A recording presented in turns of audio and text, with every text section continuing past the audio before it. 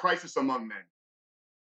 There's a debate raging over masculinity. Influencers, movements, and corporations are fighting to define what it means for you to be a man.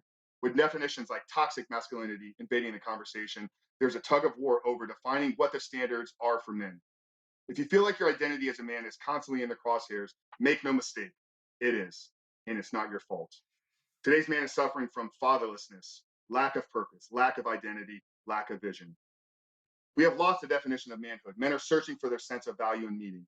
Today's man is chasing status because he is lost in his significance. He does not know his authority and does not respect himself.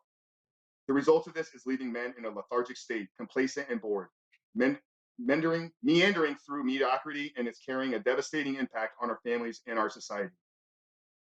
In 2018, news reporter Tucker Carlson did a 4-part special on Fox called Men in America, where he discussed the shocking statistics among men.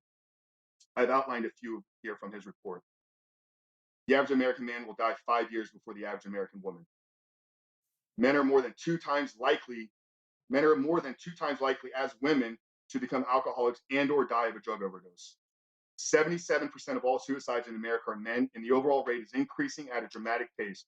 43% increase from 1997 to 2014. Over 90% of inmates are male. Men lag behind in graduation rates from high school and college. Boys have more discipline problems. 1 in 5 high school boys are diagnosed with hyperactivity. Many are medicated.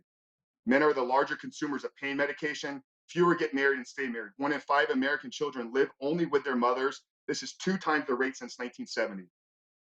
70% of men are either overweight or obese, and almost all mass shooters are men. As the media attempts to shape our view of men, from how we are portrayed in sitcoms and movies to what the news anchors, talk show, and radio hosts are saying, the banner of political correctness is flaunted to silence the man's voice and attempt to force us into a box, resulting in 1, men becoming ashamed of who we really are and how to express our God-given identity, and 2, men feeling threatened to break out into true identity for fear of consequences. Today's modern man is at the crossroads of an identity crisis. Double-minded and undecided on how to navigate through these seemingly perilous waters, he is left standing there, staring at the limited options in front of him, feeling lethargic and lacking energy, going through the motions as husband, getting by at work with no passion and no sense of purpose, and checked out as father.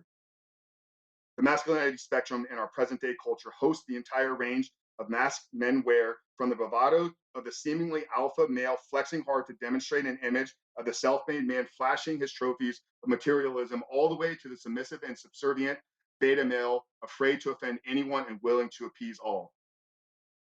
What is the modern-day Christian man to do? Who is he to be? Where are our role models, and how did we get here? This book is intended for the modern Christian man. Before we reframe manhood and present our model for how God created us to rule in the earth and demonstrate his kingdom in today's fallen world, we must first examine how we arrived at this point. So Josh, I think the best place to start is, how did we arrive at this point? Wow, that is a big question. And let me take it from this angle for anyone that's listening. I know we have a lot of listeners. You have a diverse audience, and people might have different backgrounds, belief systems, the way their worldview has been shaped through their experiences and the way they grew up. So what I would like to share, Frank, is that we see, and you can see it from some of those stats, and what's interesting about that is the stats are changing so much. Those stats are probably outdated already. But we see the foundation for civilization as we know it, the foundation for a healthy world, for a healthy environment, for healthy families. It starts with a man. And from that man, it starts with a family and how you raise your family. And all these things impact, if you just think about it for a moment, the relationship you had with your father, the idea and image you have of a father, of other men that became role models. And one of the things that was in my mind as I was writing what you were reading from those few pages was, right now, there's never been a time in history where we have so much information available to us. If I just go to any social media channel, and right now they're exploding, there's more than enough social media channels to get opinions and viewpoints from and to gain knowledge from. We have the World Wide Web. The internet is so evolved. What's in our devices, in our hands, in our back pockets, we're not missing information.